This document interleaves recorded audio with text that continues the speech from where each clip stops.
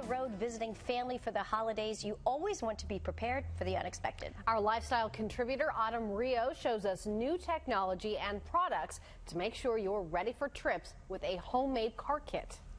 You probably have a pair of jumper cables, a tire changing kit, maybe even an ice scraper in your car. But what other safety items should you really be traveling with every day? Lifestyle blogger Autumn Rio is here with some answers for us. Hey, Autumn. Hello. That time of year when you need to have this stuff in the car, right? Absolutely. Well, really, you need it any time of the year. And that's what's, it's kind of funny is that we think with all these smart cars and with all these, roadside assistance, I can call somebody and someone will be there. But what happens when it is snowing like it was last year and there's 3 or 4 hours between someone getting to your vehicle? So we've kind of put together our own kit. You can go to the store and buy your own, but this one, these are a lot of things you probably already have around your house. And I just took a bag that I had. This is like your utility bag. Nice. You can really find anything, and you want it to be relatively small because if it's huge and it takes up all your space in your trunk, you're definitely not going to want to keep a hold of it. Okay.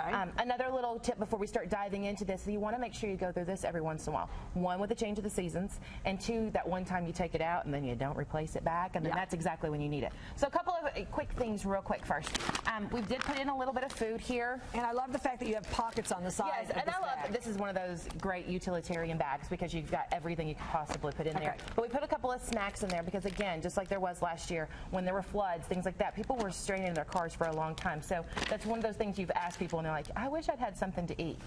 A notepad and pen, because those are the things, again, your car, you're thinking, oh, I'll always have one of those. And it's about that time you start writing on the back of an envelope and things like that. I'm going to turn this around so we've got a couple of things. A blanket. You also have your phone. Yes, we're definitely going to talk about that because that's a big part with the phone. A blanket, and this isn't just for wintertime, again, to keep warm if your car does happen to go out. This is for ladies, if you're going to have to change a tire or look underneath your vehicle, you want to lay this down so you can put your knees on it, especially if you're in a skirt. If you have to lay down on the gravel to look something up, you're going to want to make sure and be careful with that. Boxed water.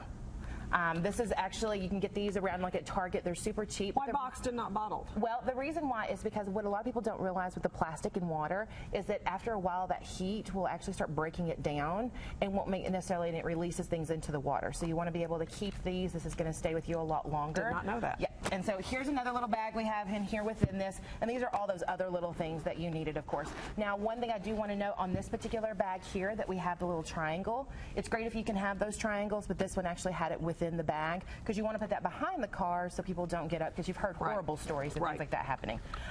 Again, little fix-a-flat puncture seal that you're going to have because roadside assistance isn't always going to be able to get there.